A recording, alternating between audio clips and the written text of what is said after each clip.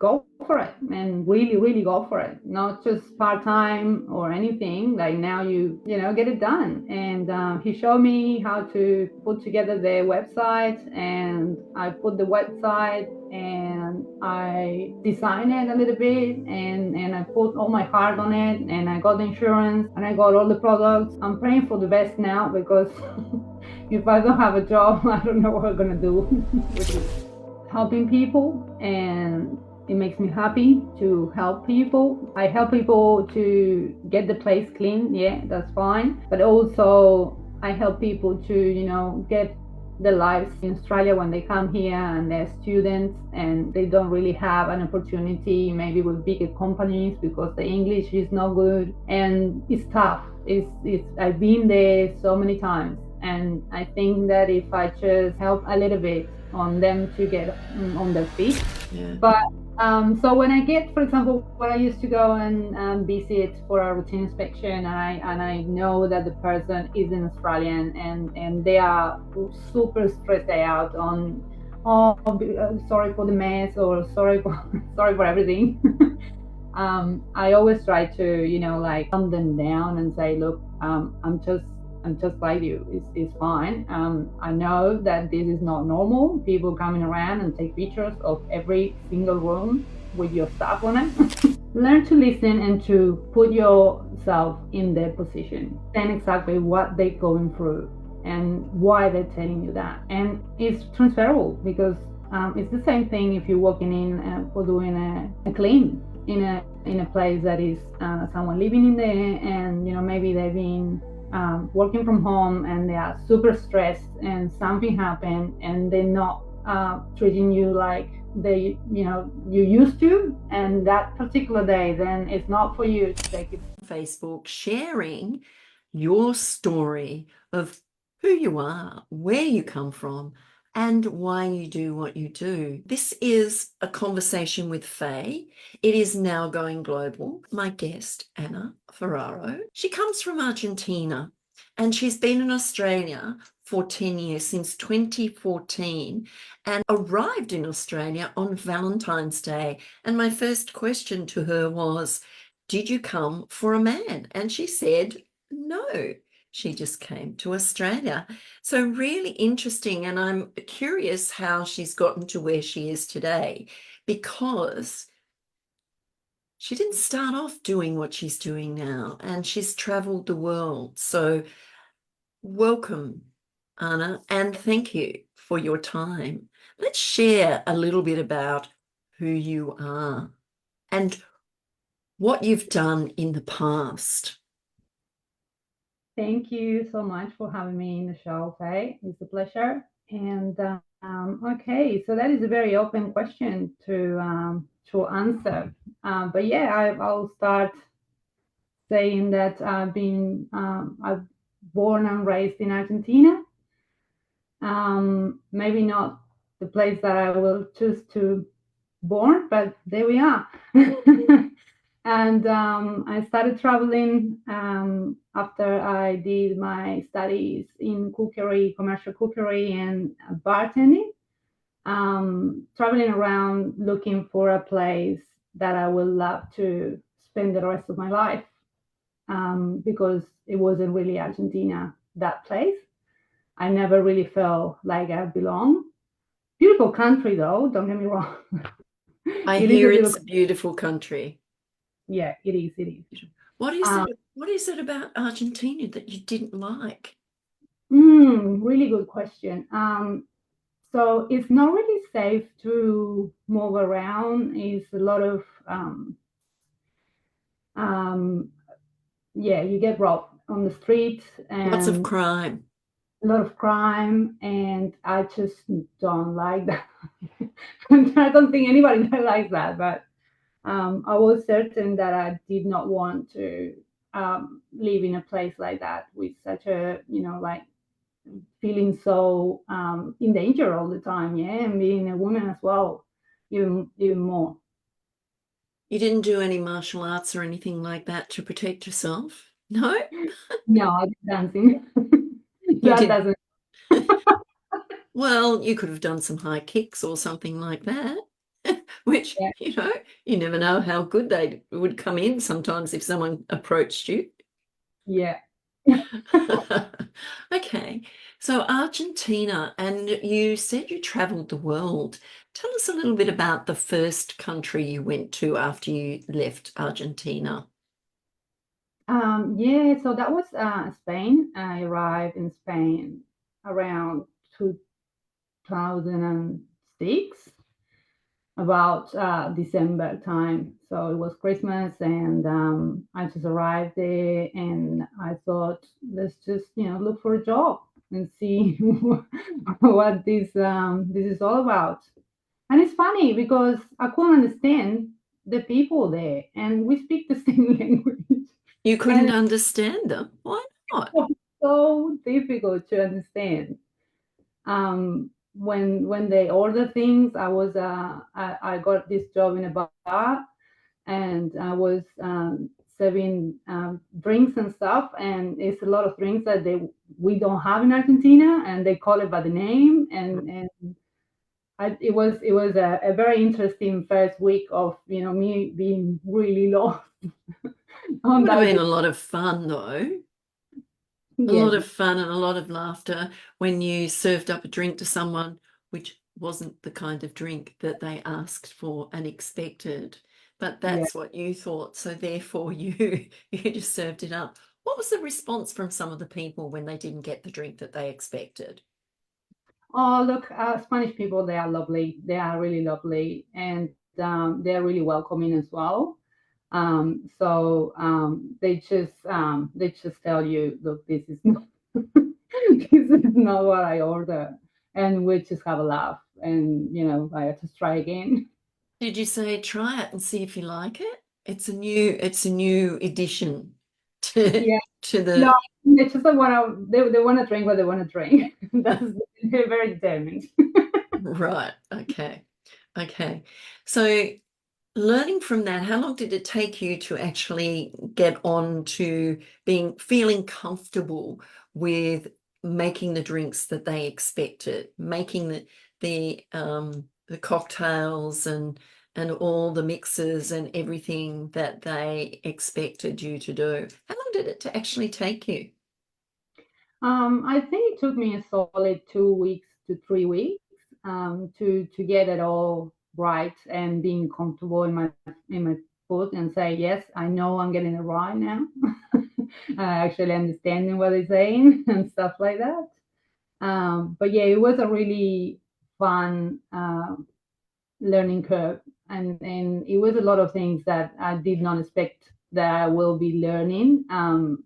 Like the Spanish language from Spain, because I thought like we it's Spanish, it's the same language, but it's not. It's It, not. it is, but it's a very strong accent that they have, and they use different words for different things and stuff like that. So it was a very interesting couple of weeks until I actually, yeah, got it. How long did you stay there in Spain for before you moved on? I stayed for 9 months,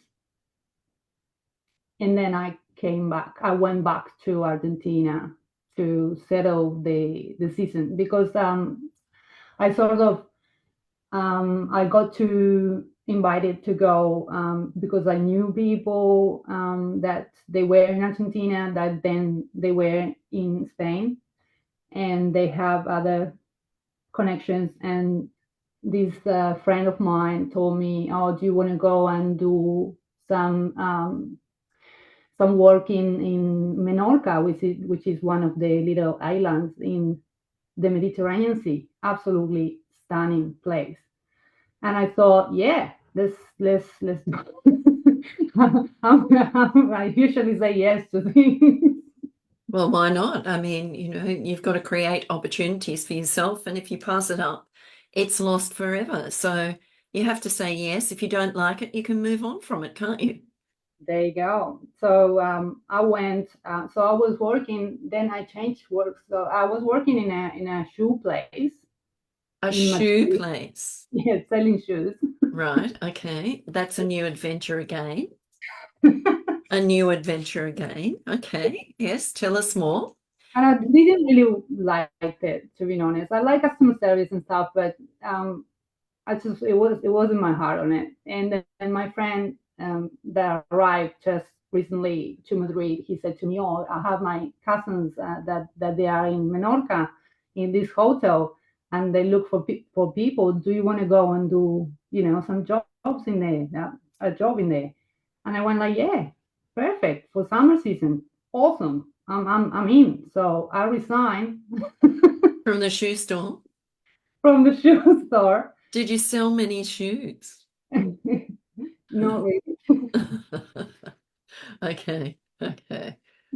But the trick was I needed to be there on Monday. So this conversation was about midweek of Right. the week before, and he said you need to be there on Monday. And I didn't really have money to go over there, so all the money that I have left, I spent in the ticket for going there, the plane ticket to get actually there with no return. With no return. Okay. And I prayed for the best. Well, And what a great opportunity, though. You're going to Mallorca and you're going to work in a hotel and you're going to be doing what? What were you going to be doing? Serving drinks or waitressing or what? that's the funny part because actually they call it one thing, and I thought it was a different thing because of the language. So they call it housekeeping. They don't call it housekeeping. They call it like waitressing something. Doesn't make sense in English, but like in Spanish it does. So I thought I was going to be a waitress. And when I arrived there, the my boss said to me, "Oh, so here's the bucket, and here's the mop, and here's this and that. So let's go and do one of the rooms." I'm like, "Oh my god, I never did this before. I don't know how to do." Okay. Well, you have to be a fast learner. A And fast she, learner. she put me in one of the rooms, and she said, "Well, there you go. I come back in a little while." So I just went in and I did what I thought I had to do, and I did the bed, and I dusted around, and I did the floor and all the rest of it, and I was done in about, I don't know, 20 minutes, let's say. And then she comes back and she goes, "Are you done?" Like, I guess so. Did she inspect what you'd done? Yeah. So she started to like inspect all what I was what I done, and she was happy enough, but she understood that I did have no idea what, What you what were I, doing?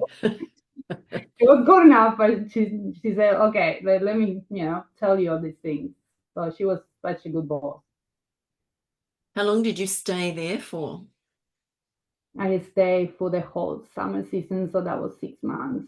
6 months. In 6 solid months, yeah. Mm.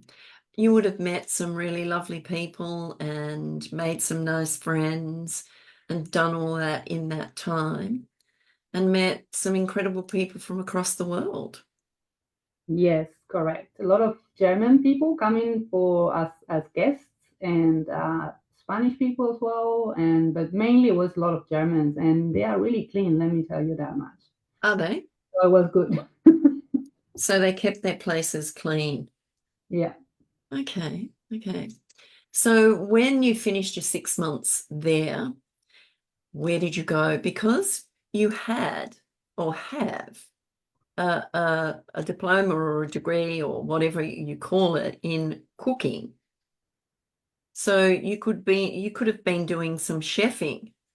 creating, Yes. Yes. Correct. But no, the only stuff that they were looking for was for housekeeping. right? So it was a little bit of a challenge telling to my mom that I was housekeeping, because I don't know how you guys feel in here, but in Argentina, if sort of a cleaner, you're not really too into. But someone actually has to do the job. And the jobs have to be done well, particularly in the high end part of the market, you know. So you can't take it lightly. People pay big money to have these sorts of things done. So therefore, their expectation is you walk in and you have a chocolate on your pillow. You might have some bubbles sitting on the table and that sort of thing to meet and greet you. So housekeeping, as we'll call it, is a really important part of who you know how you do things.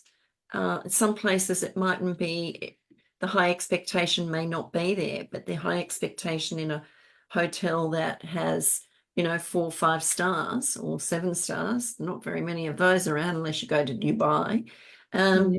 that you know, have that. So the expectations of people paying big money want their place clean. Yeah, and I have the luck of making friends with one of the girls that she was waitressing in the restaurant in that same hotel. And we live together, all like most of us, we would live in one of the rooms. And one day I said to her that I didn't want to tell my mom that I was working as a cleaner, and I was a little bit ashamed about it. And she put me straight in line, and she said, look, like, what is it to be ashamed about? Like, what's the problem? Like, you need to be proud of what you do and own it, and like, it's not a problem. And it really really changed my perspective in life. And I called my mom and I said, well, yeah, I'm doing this. And she said, well, I'm so proud of you. I'm happy that you are there, and you're working in this hotel. As soon as you're happy, then I'm always be proud of you. Not because what you do, but you are. Yeah. Yeah, yeah. So looking at it as in a different perspective. So it's really nice to be able to travel and experience different things along the way because you learn so much from people, you learn so much from the skills that you build and skills that you can take on to other things. Did you ever get to do any cooking or anything like that with your study? Yes, I did when I was in Malta. Okay. So where did you move to after you were a housekeeper? Um, so the season finished and we all wrap up, and it's one of those hotels that they don't do winter time. Oh, Uh, okay. so we all wrap up and go and see you next year. And so I went back straight back to Argentina because I wanted to spend Christmas time with my grandma, which used to be an amazing lady, but did not go into a plane ever in her life. Really? Wow. No. How old was she? She reached 90. She got up to 92, I will say, and unfortunately, COVID got her away. Mm. Well, she had a good innings, didn't she? Yeah, yeah, she was amazing. So I always go back and try to see her on Christmas time because it was the time that for her was more, meaningful for Yeah, family time and stuff. yeah, yeah, absolutely. It is a time. I think we get lost in the feeling of Christmas where it's all about presents and things like that, but it's not really. It's about sitting around the table. You don't need all the food that's prepared, but you sit around the table, you eat, you have conversations, you talk about, people, if family's been overseas or whatever, you have a conversation about all those different things. It's not about who bought the best present, how expensive it was, or anything like that, because that's just, it's lost. I don't know what to say there, but it's just lost. I Yeah, think Christmas needs to come back as Christmas and getting together as families and friends and just not just sitting and having an amazing conversation with each other. yeah. Drop the phones and Oh, look God. size and actually have a, a nice time and talk. Yeah, yeah, Just talk and have those conversations with the family and friends. yeah. So after you went back and spent Christmas with your family and your grandma, where did you go? Because you've traveled lots, haven't you? Yeah. Um, so I went back to try to get that housekeeping um, job again. So I arrived in Barcelona where this amazing friend that she put me in line. She invited me and said, "Come and stay with me, and then from here you can go back to Menorca if you want to."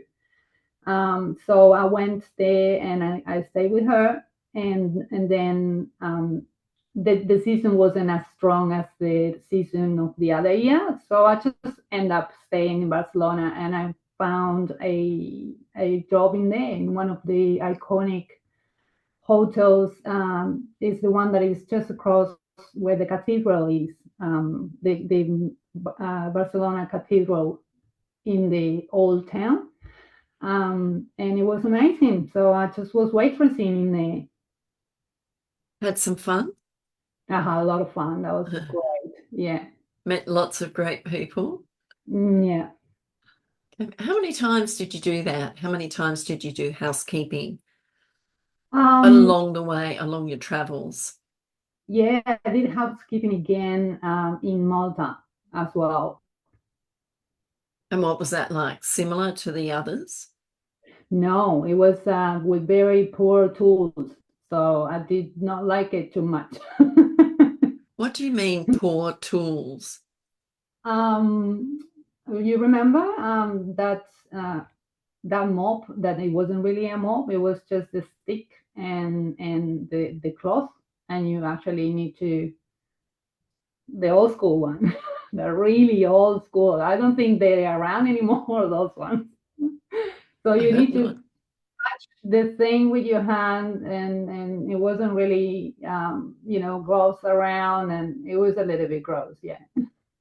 To be honest, but it is what it is. It is what it is, isn't it?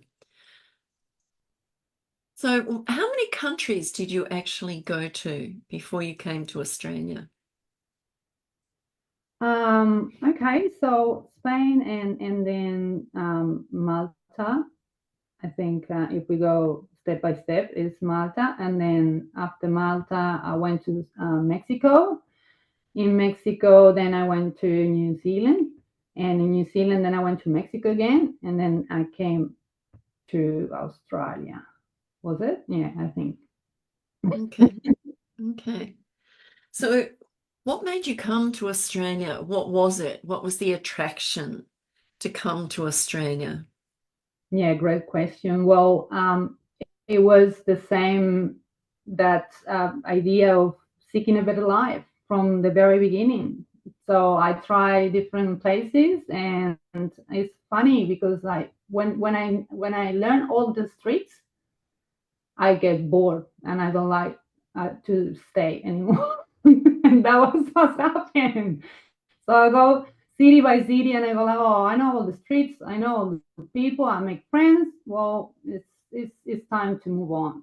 And then when I arrived to Melbourne, I just fell in love with the city so much, and I'm still 10 years later, I'm still in love with it. So and I know all the streets. And when you know more than me, and I've lived here longer than you, so I know in what direction to go. Don't ask me the names of the streets. I'll know some of them, but I won't know them all. Okay. And just point me in the direction. Don't tell me north, south, east, or west, because that doesn't mean a thing to me. You Mm. just point me in the direction, say you need to go that way, or that way, or that way, or that way, and I can get there. I can find my way. But it's like I remember when I first moved to Melbourne, I got so lost all the time because I couldn't read the Melways. I didn't want to read the Melways. It was a map, and it didn't matter what way I looked at it. I could be going somewhere completely different to where I was supposed to be going. following this stupid map. And so I was so glad when GPS came in. I'm thinking, whoa, that saved me. Saved Thank me. God, yeah. Mm. But you're in Melbourne. What sort of job did you get first? Did you do waitressing or did you do house cleaning or what? Bartending, that's what I was doing. Yeah. Okay. And how's that? It's like hard work, isn't it? I love it though. I love it. Love it, love it, love it. I love have conversations with the people at the bar, and they're all happy because they're having the drinks and they're with friends and or waiting for the friends. So it's just a great environment to be around. It's a lot of fun. Yeah. Mm. You'd have some really interesting talks when they got a little bit tipsy, a little bit happy. Those conversations would have been interesting. Yeah, you need to maintain your customers hydrated with water. You'd get to know people quite well, wouldn't you? Yeah. Yeah, because they'd start sharing their stories and things like that when they were a bit tipsy or a bit Mm. drunk or whatever. Yeah. Yeah, yeah. Yeah. Okay, how long did you last bartending? Because we're going to get on to what you actually do now. All right, we close. We close. So no, I always wanted to get into real estate. So when I was, feeling like I getting old, and bartending you can't do forever, or at least Getting old or getting older? This older. Uh, older. Mm, yeah. Thank you for correcting me. getting old, please spare me. Mm, yeah, no, yeah. So I started to feel it in my lower back, and I thought, well, maybe it's time to, like settle down on something that more office. And always wanted to do real estate, so I did the course, and I started to look for a job in real estate, and then I got it, and I started as an assistant, and then 3 months later, I got my first portfolio, and then I went from there to having my own portfolio for a year and a half, and then I changed to doing defecting and settlement in a different company, and then after that, all of a sudden I got redundant. So the company did not have any jobs anymore for any of us. Right. And then is when cleaning now gets around. So cleaning, yeah, made easy. That's what you say. How do you make cleaning easy? I love to help customers and clients to don't worry about the cleaning, and I know that time is money, and it's very relative the time that people takes for cleaning different things. So, and because I've been in hospitality and I've been working in hotels, time is absolutely crucial. You can't just take whatever the time you want for doing a room turnover or things like that. So my timing is really, I don't even need a watch. I don't need a watch. I know exactly how long it's been when I'm doing something. And also because of my training in kitchen, obviously you need to be very aware that you left that pie over there and the meat is here and the pasta's over there and how long all that takes. So it's a lot of multitasking. And what my goal is to do effective job on time and get the most out of the money that you're investing on the cleaning. And that if I get that done just like that, I think that's cleaning made easy. Okay. And so do you have particular products and things like that that you use? Are they nice, friendly products, not those toxic things that most people have in their homes and use? It's sort of like, oh, some toxic. I use vinegar and a little bit of suds, and that does the job for me. Look, we do have some that they are eco-friendly, and yes, happy to use it when the severity of the job is not very very bad. Mhm. The severity is very bad. Unfortunately, we need to go with a little bit more not that friendly, eco-friendly products. Unfortunately. Mm, yeah, well, depending on the circumstance of what it's like. So what you set up a business in cleaning made easy. How long did it take you to do that? What was the first thing that you did to start that business?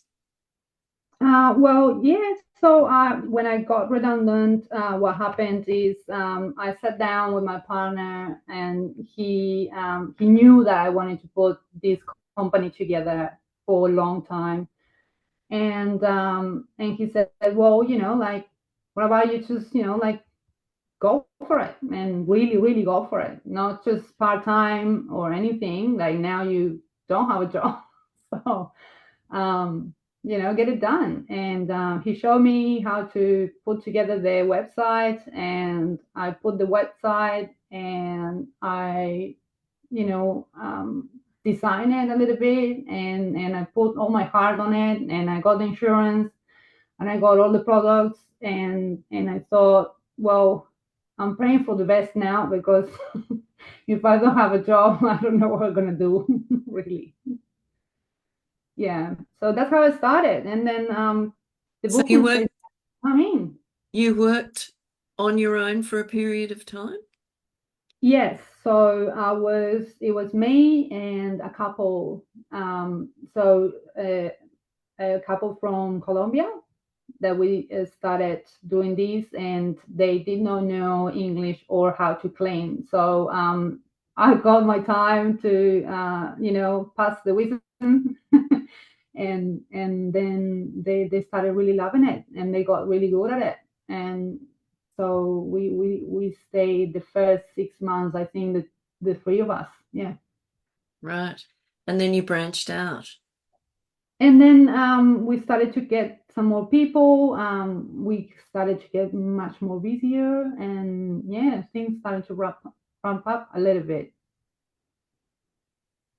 So when you get a cleaning contract, and what sort of cleaning do you do? Domestic or commercial? What is it that you do?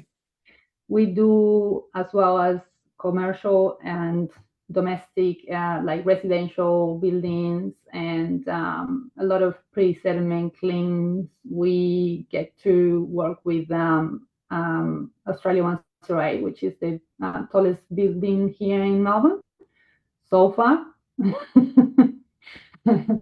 And we also do the beautiful penthouse that they have and upstairs, which is absolutely amazing, and the commercial retails downstairs, as well as residential, domestic, with or without the products. We just tailor whatever the customer needs. Okay. Yeah. And so how many people over what period of time? How long have you been doing cleaning made easy? So it's been a year and 9 months. A year and 9 months. So it's only young and it's doing very well. Yes, well, I can't complain, to be honest. I'm very happy with what we have achieved so far. Mm. And everyone needs cleaning, don't they? Yeah, we Every all do. every place has to be cleaned, regardless of whether you like it or not.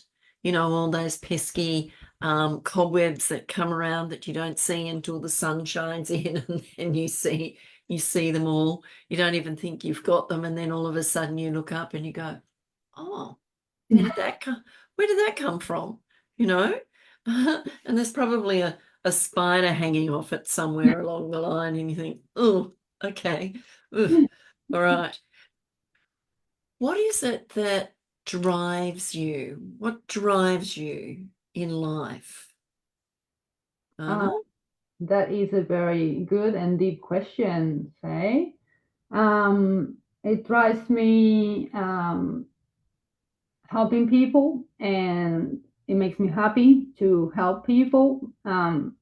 Look, I help people to get the place clean. Yeah, that's fine. But also, I help people to, get their lives here in Australia when they come here and they're students, and they don't really have an opportunity maybe with bigger companies because the English is not good, and it's tough. It's I've been there so many times, and I think that if I just help a little bit on them to get on their feet at the beginning, then they can go and do whatever they would like to do. That's fine, no strings attached. But I just makes me so happy to see that they have the opportunity of having a job, and like and have the Australian life. Yeah, it does. It gives those international students an opportunity to earn a dollar when they're here in Australia and actually get to know people. So they're not only going to school, but they're actually out and about meeting people, which is a really important part of it, because I would imagine that they'd feel quite lonely and quite isolated and homesick because they're such a long way from home. Do you ever get homesick? Oh, Faye, no. I don't want to say that. It sounds really hard. I never really belonged to Argentina. I don't really ever thought, oh, this is the place to be for me, unfortunately. So I don't really You miss don't miss it. people. I have plenty of friends. All my friends, they have family now. I've been missing a lot of my best friends.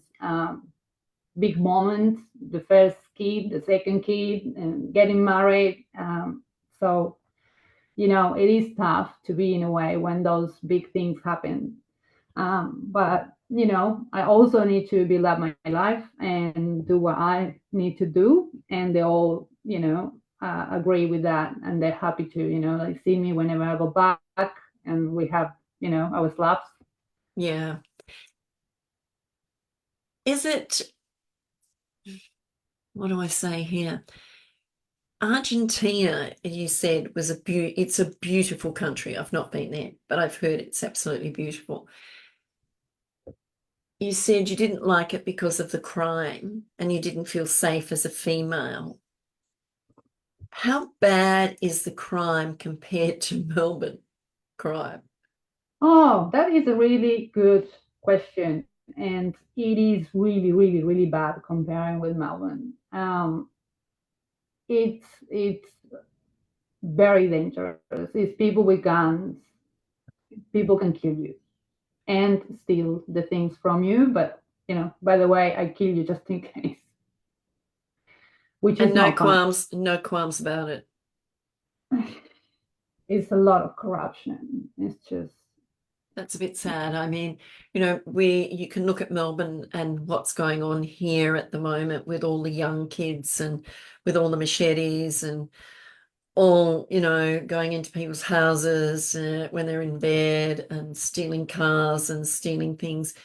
How safe do people feel in their homes these days? It's pretty sad when you've got these kids on the street and you don't feel safe, or you're driving in your car, make sure your car doors are locked so they can't jump in, and all these sorts of things that we have to really think about these days.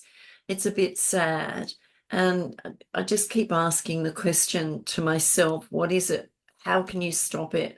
What is it that we can do as humans to pick these people up, these kids up, and uh, some can be, changed, others can't, and it doesn't matter what you do, but they have to want to change as well. But moving on from that, here in Australia, how much of Australia have you actually seen? I've been in Perth. I've been in Sydney a few times. I've been in Brisbane up to Noosa. And Noosa's nice. oh, Noosa is absolutely stunning. I love And it's warm, not like here, is it? it. Yeah, look at us. Oh, well, like on Saturday when we had the coldest day in what, 20 or 30 years or something like that. It was just ridiculous. It was like real winter, real winter. Yeah. When you started your business, how was it? What was it like for you to start a business and to where you are today? You've only been in it in a very short space of time. 18 months is a very short space of time. When you started, what sort of things you would have had to do the work yourself for a period of time, but then you would have brought in other people. How many people do you have working for you at the moment? We are about, altogether, we are about 12. 12. And how many jobs a day do each of these do? Do they go in groups of twos or threes or whatever and do the same property, or do they go into individual ones and do them themselves? Depending on the job, if it's an end of lease, we need 2 to 3 people because there's a lot of things that you need to do in there that you need to help yourself and safety involved and stuff like that.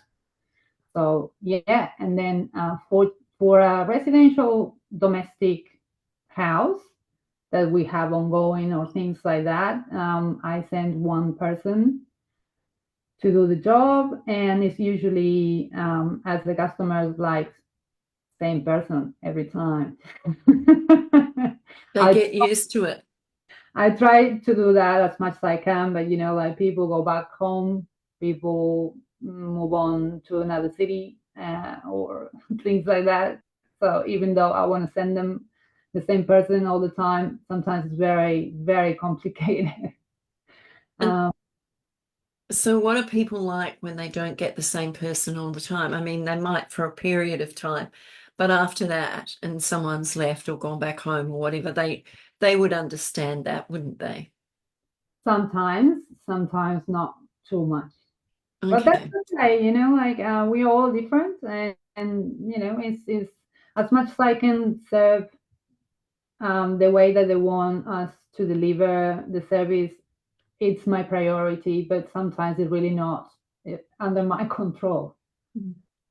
So cleaning, you said, you didn't want to tell your mother because there's a stigma attached to it. Cleaning. What was that stigma for you? What was it that you didn't want to disappoint your mum and tell her that you were doing housekeeping or cleaning or whatever you want to refer to it as? Is that stigma still around today? Yeah, I very think so. Yes, yes. But Like what matter, but I know that in the culture in Latin America is strong. Yeah. but what about here in Australia? How I think strong? you guys are great with cleaners. I think you are like Australians are really welcoming and very respectful about it. I did not have that sense of like they looking down to us or anything like that. Like I did not have that. It's really good when that sort of thing happens, but you would come across some that, would look down on you because you're a cleaner. I always say every job has its skills. Doesn't matter whether you're picking rubbish off of the ground, you've got to be able to do it in a way that you don't injure yourself.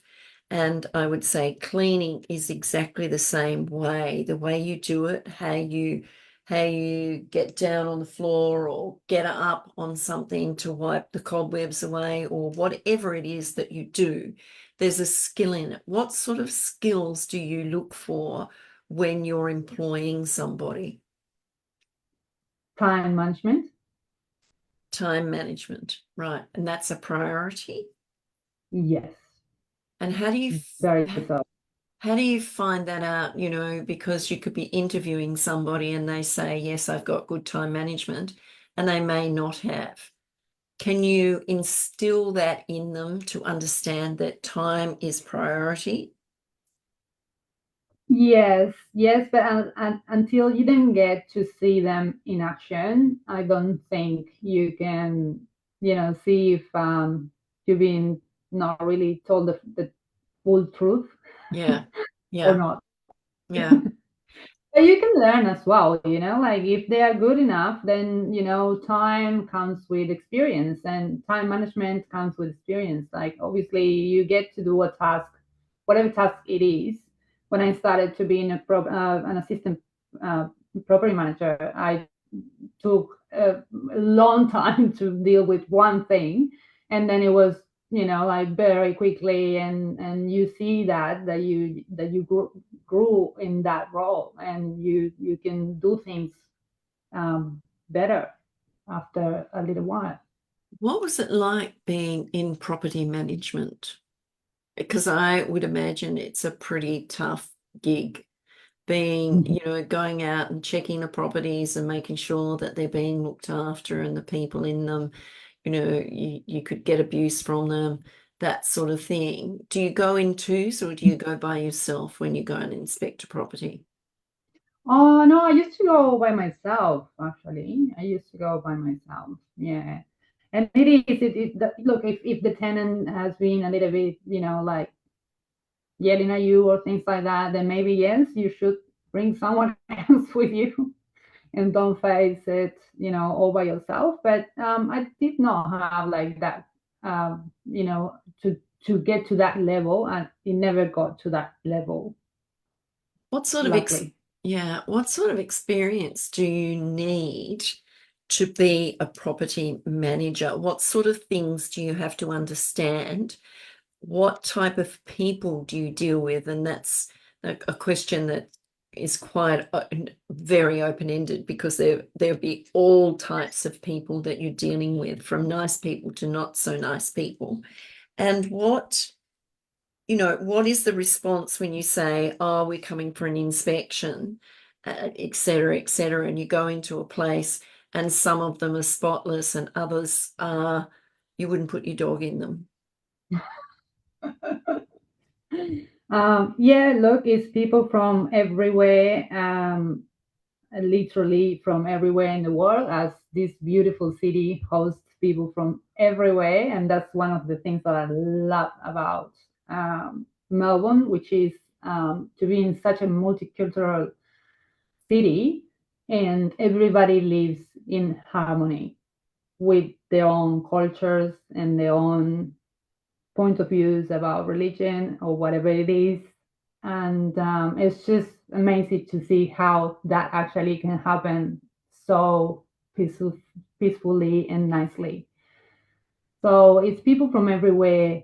And I do understand the concept because I'm not from here either. And in Argentina, you don't get routine inspections, for example. You don't get routine inspections. It's not such a thing.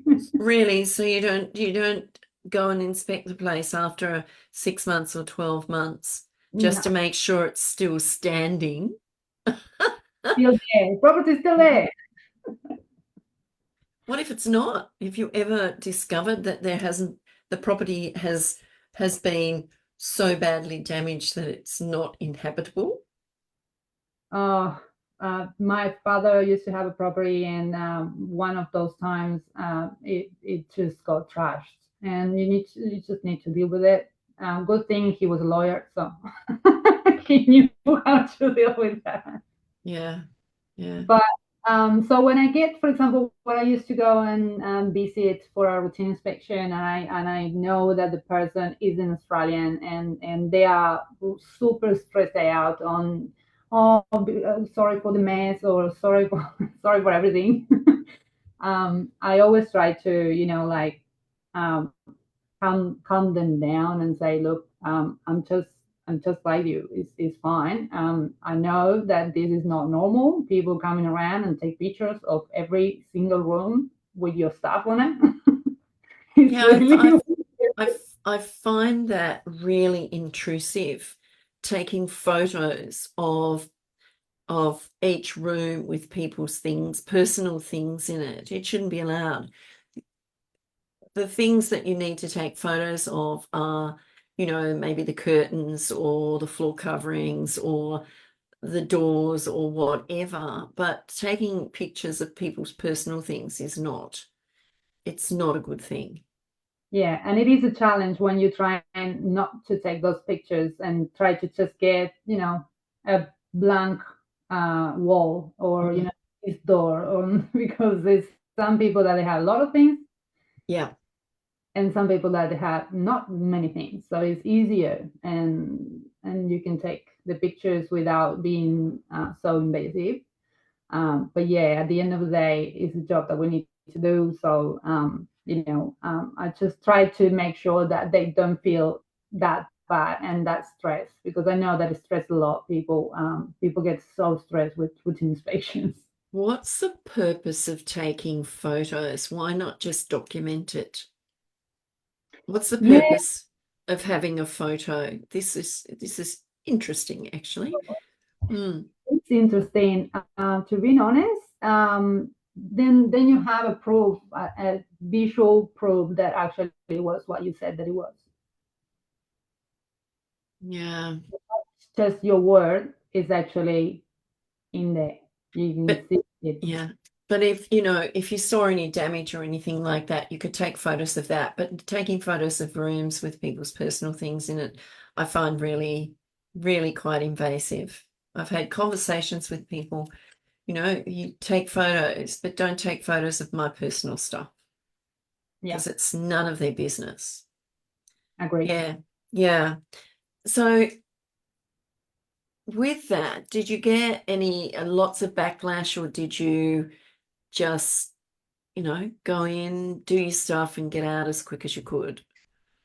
And look, you don't want to bother them too much, and you are in their homes, so it is very, it's very. You don't want to be there for long, Yeah. and if they have any concerns about maintenance or things that they're not working and they're supposed to be working, the oven is not working or whatever it is, take notes and like try to get all that organized so they have everything that they're paying for in order, in working order, as soon as it can be done. Yeah. Yeah. It's interesting, isn't it? So the experience of that, what did you learn from doing that kind of work? What was it that you can take on to other things that you do, or what you're doing actually now? Because you're going into people's homes, you're going into people's businesses, you're going into, hotels and things like this. So what is it that you've learned from property management and going into cleaning made easy? Excellent question. And one of my mentors, Reagan, when I was in my first role as an assistant, she said the first day, never take anything personal. That's the first tip that she gave me. Mm, And she was so right. So right, because we tend to take everything really personal, and we don't tend to understand where the other person's coming from when they're telling you whatever they're telling you, so you which have is to learn to listen. learn to listen and to put yourself in their position Yeah, yeah, and understand exactly what they're going through and why they're telling you that. And it's transferable because it's the same thing if you're walking in for doing a clean in a place that is someone living in there, and maybe they've been working from home and they are super stressed and something happened and they're not treating you like you used to, and that particular day, then it's not for you to take it personally. It's for you to actually stop for a second, think of what's happening, and get it from what it is, and put that barrier of saying, okay, like, it's has nothing to do with me. Is just a situation. So how can I help this person to, like, turn it around? And can I help you with anything? Can I, I don't know, I just start over there instead of here, or do you want me to come back another day, or whatever it is that you can help out, rather Yeah. than worse. Yeah. Get under their feet. What else did you learn from that? And being patient, a lot of patience, which human beings, we're not really good at that. I don't think. Mm. So when you say patience, a lot of patience, what do you actually mean by a lot of patience? Patient on everything. Patience is just takes you a long way. You just sometimes when you're speaking with someone, you're just replying straight away, and you're not taking patiently the time to listen, understand what they're trying to tell you or trying to come across, and then help out and reply back with whatever it is they need to say. And patient on people not showing up on time, patient on people. And there could be lots of reasons for people not showing up on time. I mean, when you live in big cities and you've got to travel from one place to another, there's lots of things that can contribute to you being late for a job or something like that. So is there a process for you to let your client know that that person's going to be late because of, there may have been an accident, so you can't get through the roads or whatever. There was something I think it was in Sydney, and there were 12 miles or 12 kilometers of backup of traffic the other That's a day. So people could get to work very, very late. So there's an understanding there. I mean, you could have a flat tire, you could, have an accident. There's all sorts of things that can go wrong. So the people that your clients, you just explain to them, as long as they understand, that's fine with them. What other things did you learn from being a property manager? Because you've said patience, really understanding and listening to people, because that's one of the first things. I think what we've lost in life is that real conversation where we listen to understand, not listen to respond, if that makes sense. Yeah, yeah. And I will say, this one, push through, push through the day. Just get the things done, the things that you can control, and do them now. And then if you can't control it, and you need another document, or you need something else, and you got stuck on that one, just put it aside and keep going, because you're so busy. Yeah. You're so busy that you will, like, if you really think it through, you will get overwhelmed. So just push through, and you will get it. You will get it done. Do what you can do at the time, and the other will follow later. And if it can't be done when it's supposed to be done, there's always another day, isn't Yes. there? All right. What do you learn every day from what you do? What is it that you learn both personally and in business? One of each. What do you learn? I will think that I learn to be grateful on whatever is happening. I just take the things that, if they are here, are for a reason, and I need to find out what is that reason. Why is this happening? Whatever it is, I can have the connotation of saying, "Oh, this is not good," or "It is not good." Um, but it doesn't mean that it's gonna end up harming me or the company or whatever it is. It might be there for me to understand something else and then put together all that and learn something out of it while solving the problem that it can, or the issue or whatever it was. Did that make sense? Yeah, yeah.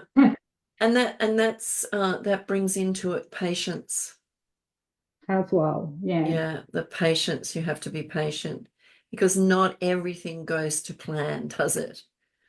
You have, Yeah. And look, I think it's just we as humans, I think we just um, like tell off ourselves a lot, and we don't celebrate the little wins, or we don't, or we just oversee them a lot of times. And I think it shouldn't be like that. We Every day is something new to learn, and every day is something that you can smile for, and something that you be grateful for.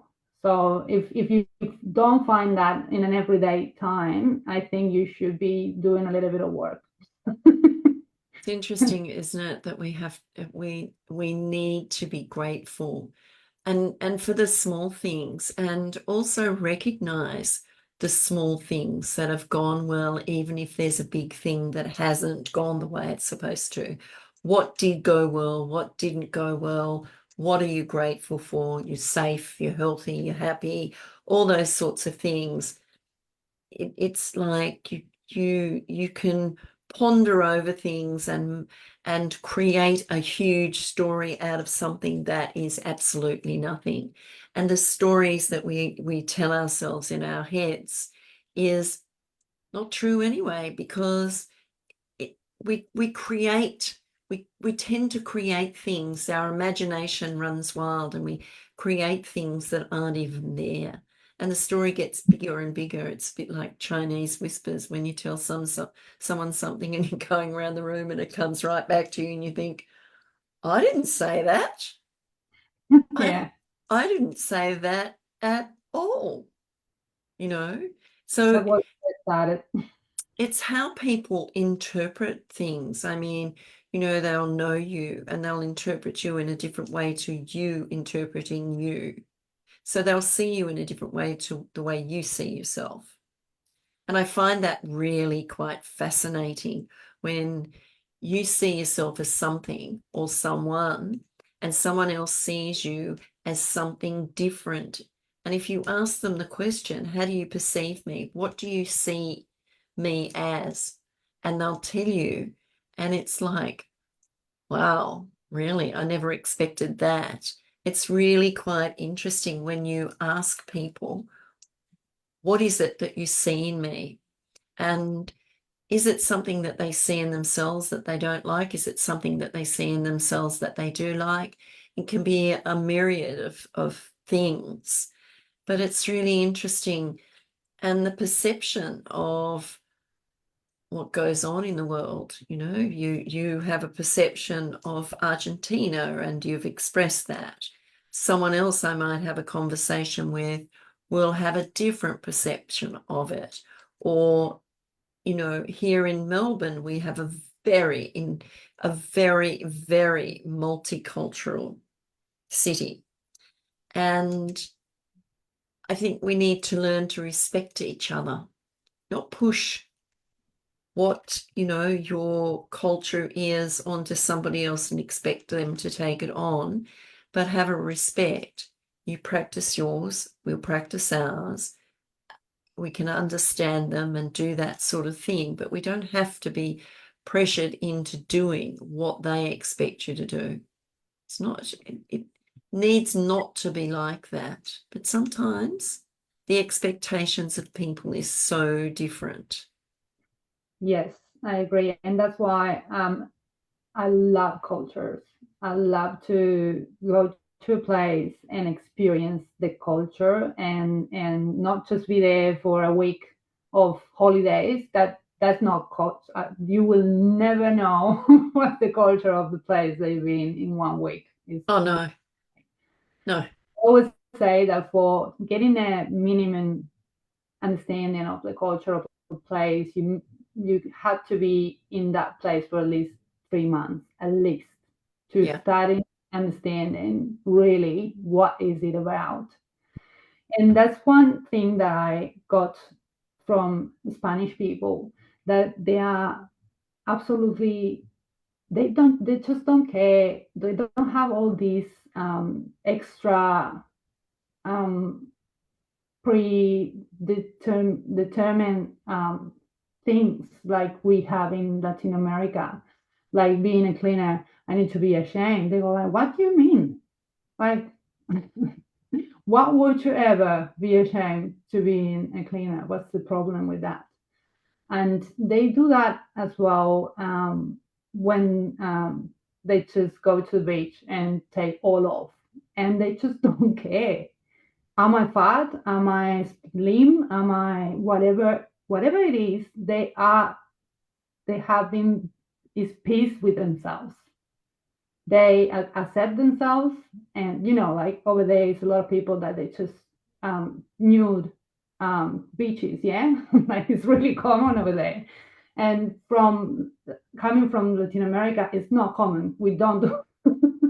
You don't And do when that. I no, because it's for us is like well, is a lot of things going on, but like Spanish people, they just accept themselves, and everything is like smooth, and they don't point fingers, or they don't judge. They just don't judge, and that culture is really different than the where I just came It's from.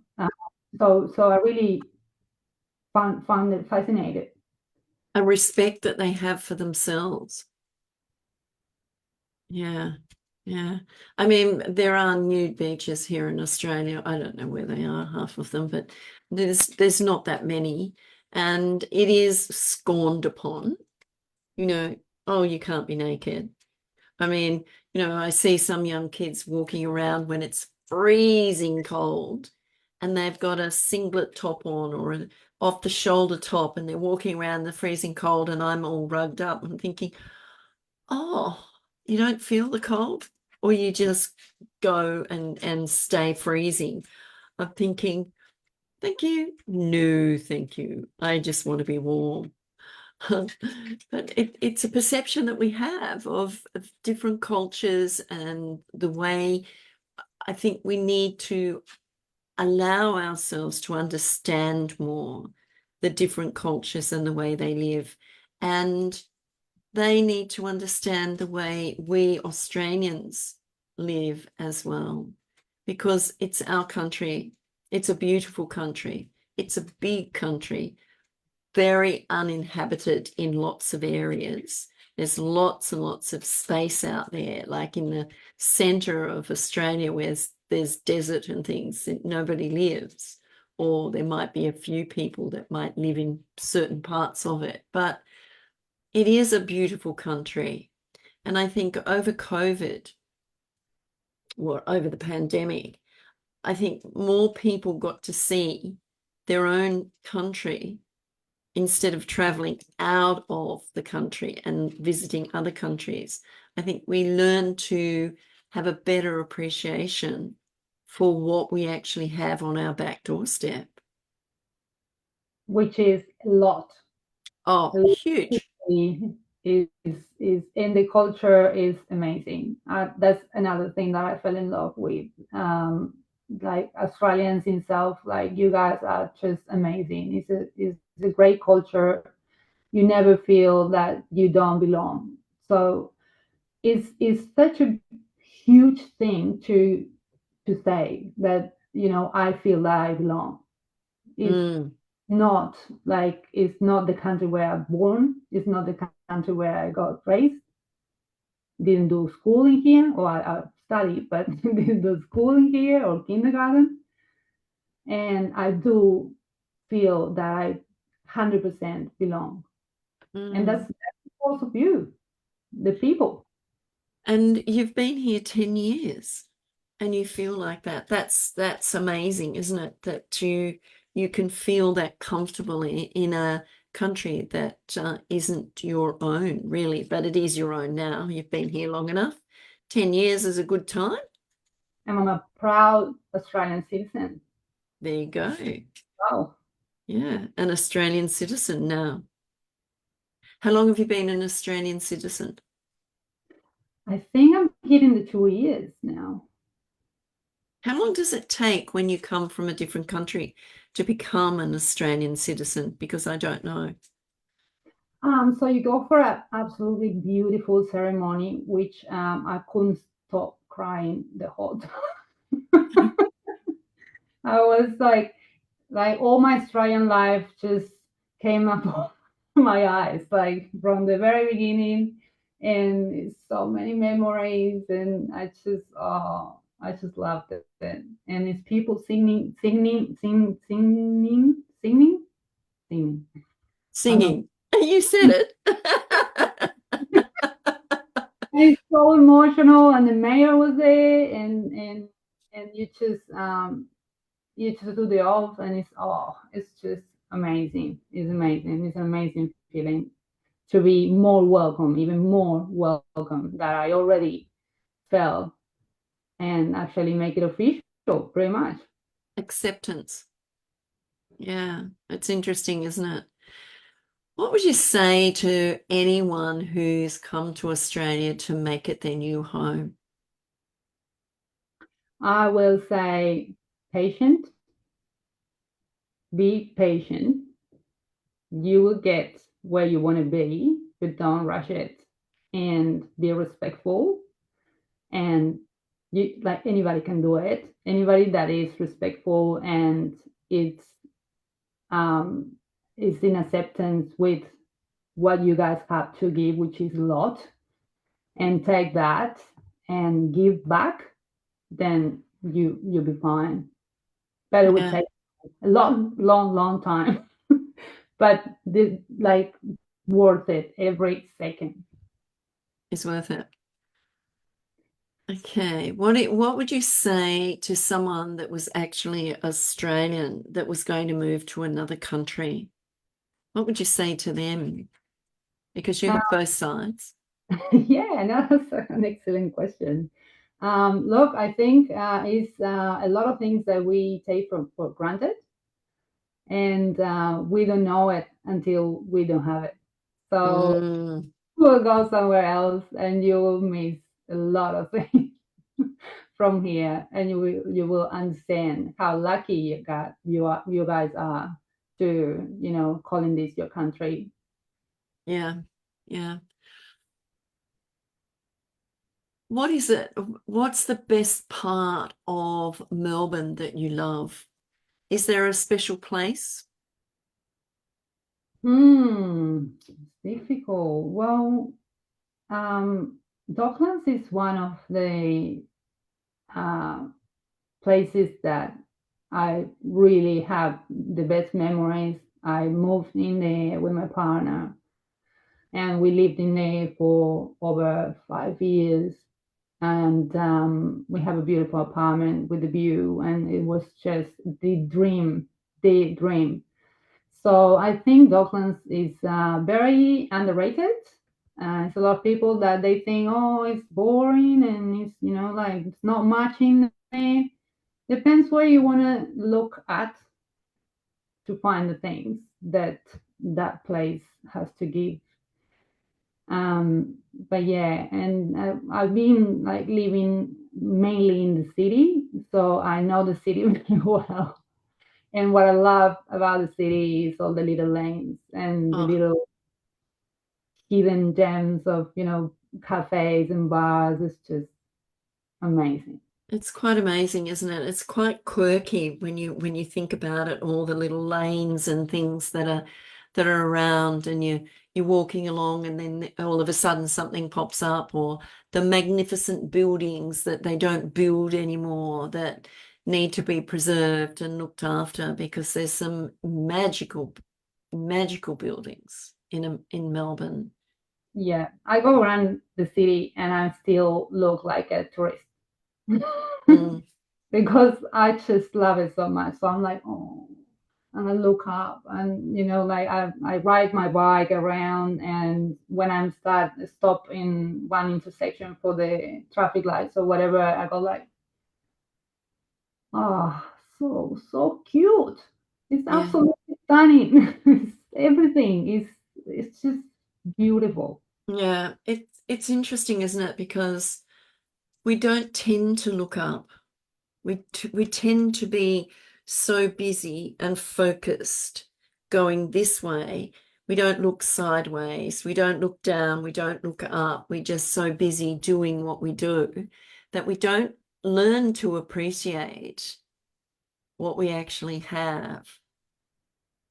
Yeah, Yes, and it is magical, isn't it? And I mean, it's a city of I will say lights, the art museum, all the National Gallery, all the little theatres that are around in the little quirky spots that sometimes you don't even know they're there and you stumble upon them and you go in and they're so quirky and amazing. They hold little theatre projects in there, and you go and you sit and you watch these people that are passionate about their craft, and you sit there and watch them and have an appreciation for them, but you also look at the surroundings of what's inside that building. And some of them are just, they're so quirky and fabulous. yeah, absolutely. Oh, Love yeah. it. And I Yes, love the fact that you go around and people smile at you. It's just amazing. I love it. It doesn't happen in all the countries, okay? That's why I'm pointing that out. And it's just beautiful to go mm. around. And I go around and I take my dog out, and you just go past people that you don't know, and like you get a smile for free. That's something that I don't change for anything.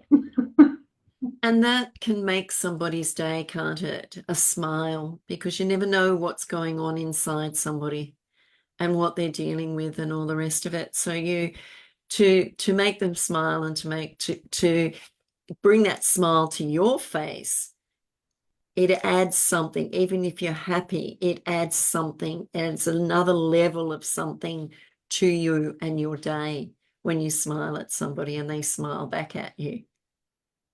And there's Yeah, sometimes you walk along, when I go walking and I say good morning to somebody and they go like this. And you think, oh, did they speak to me? Yes, they did, you know. But it's really nice because it gives someone who doesn't have what you have, a lovely day. yeah. And it's funny because you might think, oh, I'm not gonna say good morning to everybody on my way to work or something like that. But you know what? I tried it a lot of times. And it's amazing the response that you get. Like barely one person ends up not saying back good morning. All the rest, they get surprised and they get with a smile this big and they go like, good morning. It's so, Because they're so shocked.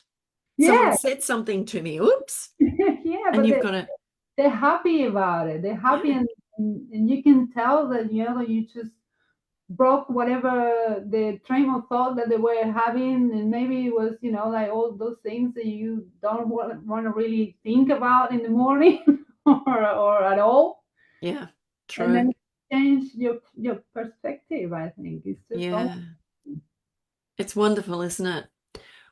What are three things that you would say to people here in Melbourne about the city itself? The city itself. uh what do you mean, the city itself? What to look at? What is it that you see that you think a lot of people don't see? Right. I think to look around. Okay, one thing that you should do is just walk until you don't know where you are. As long as you can get back to where you need to go to. Get Make sure you have battery in your phone. But just walk, walk, walk, walk, walk until you don't realize where you are. And that is amazing because the birds in here, they are absolutely stunning and they smell like um, all the beautiful plants. And my favorite plant is jasmine. And here in Port Melbourne, where I'm staying now, is full of jasmine everywhere. And you just go out and it's oh, it's just perfection, really. Just the aroma in on the streets. Smell the city. Smell what is around. Maybe not so much in the CBD. Don't smell that, but Yeah, yeah, true, live it true. out. I live it out. The suburbs around, um, and just get lost and get into this cafe because you like the look of it, or get to this bar in here and go in by yourself, and always someone will ask you, hey, how are you, where are you from? Always. Always. It's not once that you're not going to get someone to talk to you if you are by yourself in a bar or in a cafe. Okay. And what's one thing that you tell yourself about living here in Australia? I tell myself that I'm so lucky to find the place where I belong and I have the opportunity to actually be citizen of this country and being here as long as I want and enjoying the people and enjoying the place. It's just it is I'm living in a dream pretty much. I want to say thank you, Anna, for spending time with me and having a conversation and sharing parts of your life and experiences that you've had. What's one thing you would say to people about travel? Oh, do it. Do it. Don't think about it. Do it. Don't Mm. plan it. The least that you plan it, the best is going to come out. And it's scary, yeah, and it's crazy, yeah, but you will meet amazing people that the universe is going to put in there for you. You're going to have amazing experiences that it will remain in your brain forever and see as if it was 10 minutes ago. And those things, you don't find them in a book or in a university or anywhere. So it's worth to invest the money to go out and see other things, see other cities, meet with other people, put yourself out there, talk with everybody just because Because you can. because you can, and enjoy it because it is the university that doesn't really, exist. You just need to go and do it. And learn. Well, I want to say thank you, Anna, for spending time with me and sharing. I'm Faye Waterman. This has been a conversation with Faye.